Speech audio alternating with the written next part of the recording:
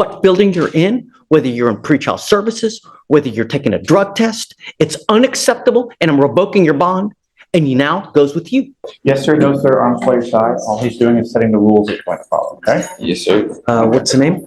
Bledsoe. Evading arrest and terroristic threat. He was in custody because he had a pending felony in the 228. So he's bonded out on all. The evading, I think, is 12 yards per the officer. So I see that on 10/17 of 24, he picks up a felony assault. And 3 days later, he picks up a terroristic threat, and then he picks up an evading arrest. And they give him PR bonds on these cases? Is that what happened? And He bonded out since his last setting. I didn't check to see if there were PRs or not, Judge. I know that he had to pay money in felony court. yeah, it's just, I'm not down with PR bonds on this. I mean, he picks up 2 new cases if it's the same. Well, hold on a second. Let's not get ahead of ourselves. You've now picked up 2 new cases. You picked up a terroristic threat. You picked up an evading arrest. I will say our cases are the new cases. So I wouldn't call them new. They're just cases.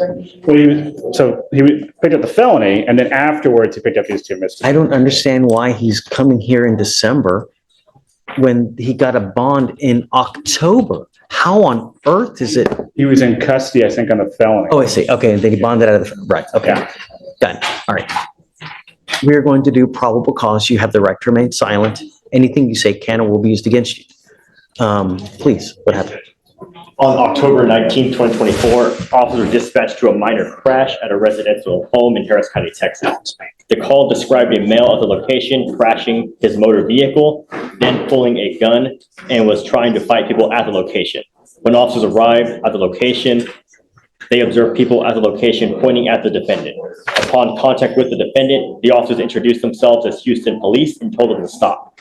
The defendant then walked into his residence and came back out approximately 2 minutes later. The officers instructed the defendant to come towards them. The judge is not playing around here. The moment he hears about threatening behavior, he shuts it down instantly. No warnings, no patience, just straight authority mode activated. He tells the defendant that he'll not tolerate any intimidation in his court and immediately starts talking about revoking bond like it's nothing. Things escalate fast from 0 to serious consequences in seconds. But the defendant began to evade on foot from the officer the second time. The defendant ran approximately 12 yards from the officer before placing him in handcuffs. A person search on the defendant revealed he had a prior arrest and an active felony warrant. Upon contact with the complainant advised the defendant was driving up and down the street in his car and crashed. The complainant stated the defendant began to tell the complainant he was going to shoot him and kill him. The complainant advised the defendant then began to reach into his waistband and kept saying he was going to shoot him. The complainant feared for his life and felt threatened by the defendant's statement. I will say, gun was never found. No charges where the gun were ever filed. They charged him with terroristic threat. They would have charged him with ag assault if the police had believed that a firearm was used. Mr. Bledsoe, let me make something perfectly clear to you. I will do everything in my power to protect my public at all costs. And I don't care if I have to make your bond $2 million. I'm going to do everything in my power to protect my public at all costs. Do you understand? Yes. I don't care who you are. I don't care where you come from. I don't care what, nothing. I want my county safe. You will be signing an affidavit with me today, promising me that you're not going to have any weapons whatsoever. And if I find that you have a weapon, I can have a contempt hearing. You're looking at 180 days in jail every time if you're caught with a gun. Do you understand? I'm sending you now for a drug test. I want to know what, if anything, is going to be in your system as well. I'm ordering you not to use alcohol or illegal drugs, and I'm going to test you like crazy. Do you understand? Yes, sir. What do you do for a living? I work for Leland Airmark Bakery. Okay, that's what you need to concentrate on. Working a lot so that your time is occupied. When you have too much time on your hands, you become self-destructive. Do you understand? Yes, sir. Do you have? Thank you. Do you have a Texas driver license? It's a yes or it's a no. Then you're not allowed to drive. On this affidavit, you will also be promising me that you're not going to drive. Do you, Do you have a different state's driver's license? City? He asked if you have a Texas driver's license. Do you have a driver's license from any other state? No, I'm from Houston. Okay, sorry. I'm just making sure you didn't have Louisiana or something. not drive? I am also putting on this affidavit that you're not going to drive. Do you understand? Yes, sir. You're looking around, you're just, heed this warning, Mr. Bledsoe. Do you understand? Yes, sir. Yes, sir. I totally understand. I only have one off day. I just sleep all day.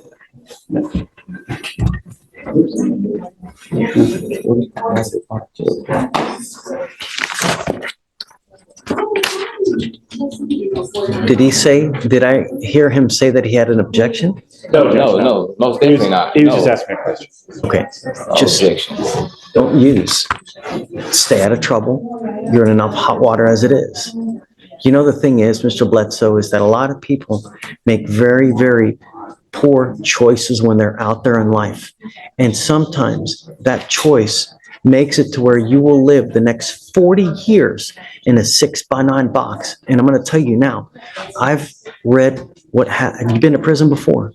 Nope. I've read, I want you to hear me. I've read stuff about what happens in prisons, and it had me in tears. It was as bad as could possibly, if you think of your worst nightmare, it's worse in our Texas prisons. They don't give a rat's behind about you, and you will be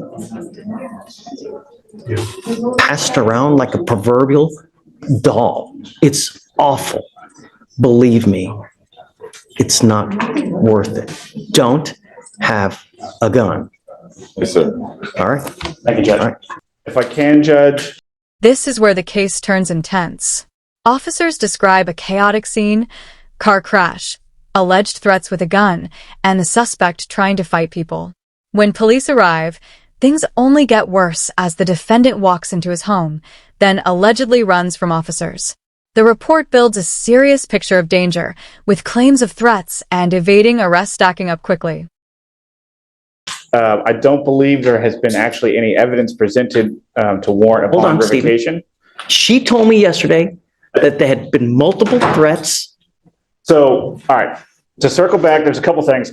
In speaking with pretrial, I have not received any information about threats. I've received information about cursing and rude behavior. Yes, Judge. There Don't was speak. no threat of harm or anything like that. It was just more so attitude. He was making people in our office a little bit uncomfortable just with his demeanor and the things that he was saying, but none of it, to my knowledge, has been anything, putting anyone in danger, threatening danger, anything of that sort. This is where I You want, have an open criminal case. You're to be humble and contrite. And when you're not, and when you're threatening, abusive, harassing, I'm going to take care of you and I will light you up like a damn Christmas tree. Do you understand? It is unacceptable, the behavior that you have displayed here with myself, with pretrial, with the people down over there. And if you don't straighten up and fly right, I'm going to be all over you. Do you understand? One false move again. This is not supposed to be a happy time for you. And I don't know what I need to do to get your attention. But next time, I will classify you as a danger, revoke your bond, and make it so high you will have teeth falling out. Do you understand?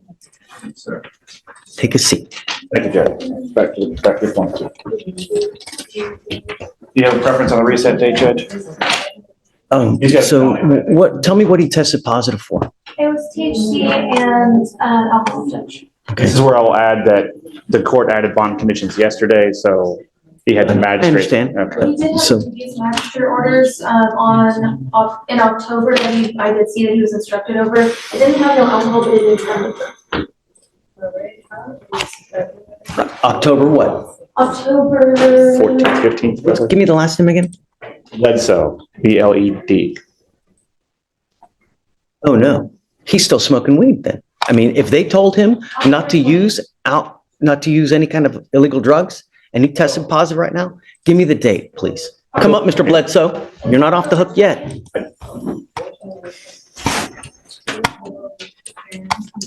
This is where I will repeat my assertion that since he's out on bond, he's entitled to a hearing where the rules of evidence would apply. What we're doing right now. Well, then I'm going to object to hearsay to anything and everything being heard by the court.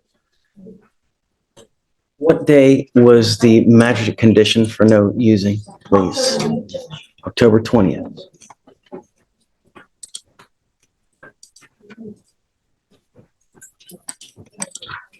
I also give my spiel about THC seltzers that I could buy at Specs that have no alcohol but have THC in them. You are not to use alcohol. You are not to use illegal drugs. I'm going to give you the benefit of the doubt, and I'm going to test you again in 2 weeks from today. If you test positive for THC again, and I don't care what it is, I don't care if it's a gummy, I don't care if it's a joint, I don't care if it's Delta 8, if it's Delta 9, if it's Delta 352, whatever it may be, you will stay with me. Do you understand? Yes, sir. Get whatever records you need, but if you test positive for THC again, Yes, you're sir. on notice now. You will stay with me. Yes, sir. Okay? Thank you, Judge. Have a seat back in there. Come on. But did you have a preference on the reset date, Judge? 2 weeks, whatever you want. Oh, I'm sorry, you're right. You said Then 2 I'll weeks. test him back and we'll see. Now the judge goes into full lecture mode, but it's intense. He warns the defendant that one wrong move could lead to decades in prison, describing it in brutal detail. The tone is serious, almost like a final warning. Then he escalates even further, saying he will increase bond and tighten conditions if behavior doesn't change. It's not just a warning. It feels like a life reality check.